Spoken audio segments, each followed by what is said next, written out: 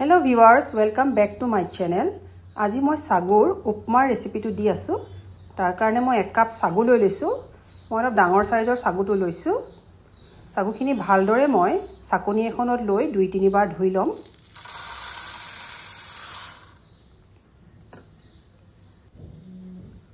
এয়া মোৰ ধোৱা হৈ গল। মই এটা বাসন এটাতে পানীত প্ৰায় 3-4 ঘণ্টা মানলৈকে তিয়াই থৈ দিম। যেহেতু মই 1 কাপ লৈছিলো, পানীও মই 1 কাপে লম। 1:1 ৰেচিঅত ললে যথেষ্ট সুন্দৰকৈ সাগুখিনি সক হৈ যায়।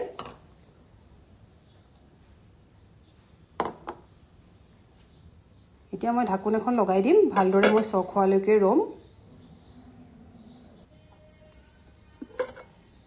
সাগুখিনি তিয়াই থোৱা প্ৰায় 4 ঘণ্টা হৈ গল মোৰ। পানীখিনি ধুনীয়াকৈ সক কৰি ললে একদম ধুনীয়া হৈছে। এতিয়া মই নেক্সট প্ৰসেছটোলৈ আগবাঢ়ো। কেৰাহী এখন পাতি ললো, তাতে এতিয়া মই ঘিউ 2 টিস্পুনৰ জোখত লৈ লৈছো। ইয়াতে মই ড্ৰাই ফ্ৰুটছ অলপ ৰোষ্ট কৰি লম।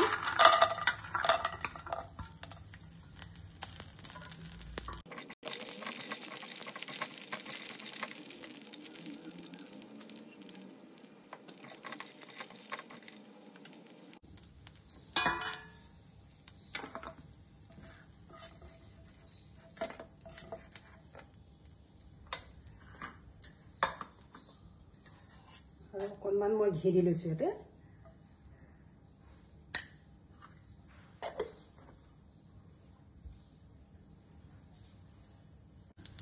ইয়াতে মই 1/2 টিস্পুনৰ জোখত মই গোটা জিৰা দি দিছো।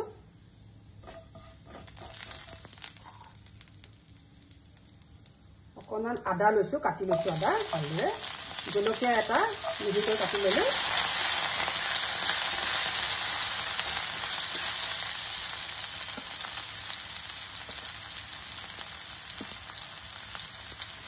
নৰসিংহ পাত 2 মান দি দিছো।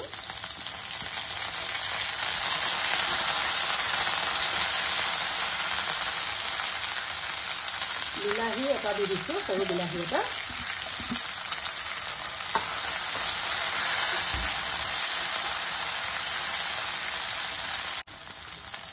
আলু এটা বইল কৰি সৰু সৰু টুকুৰা কৰি ললো।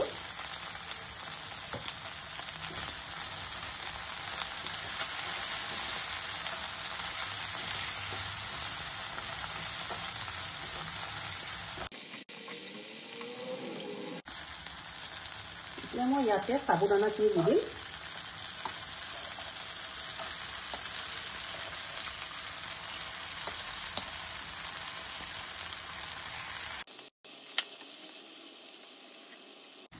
এতিয়া মই অলপমান পিংক সল্ট দি দিছো ইয়াতে।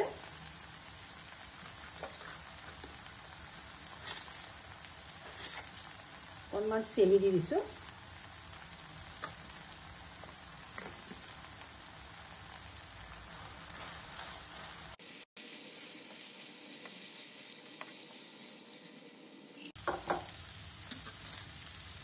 এতিয়া মই ভাজি লোৱা ড্ৰাই ফ্ৰুটছখিনি ইয়াতে দি দিম।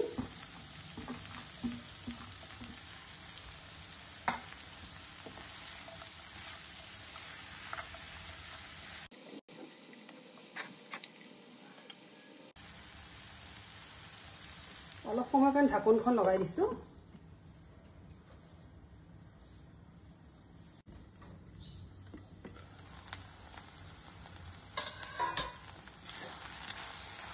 প্ৰায় হৈ গৈছে।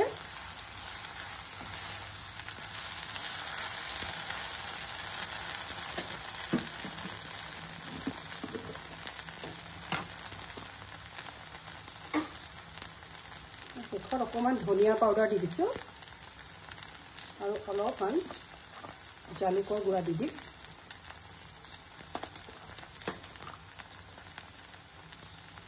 নেমুৰ ৰস অলপ দি দিছো।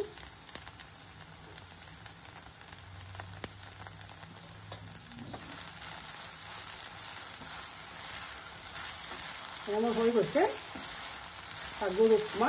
এটা টেস্টি হেলদি হয়।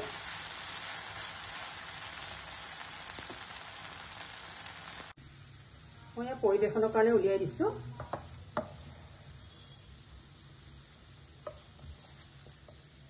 খুবই টেস্টি হয়। ভাল পালে ভিডিঅ'টো লাইক কমেণ্ট শ্বেয়াৰ কৰিব ছাবস্ক্ৰাইব কৰিব চেনেলটো থেংক ইউ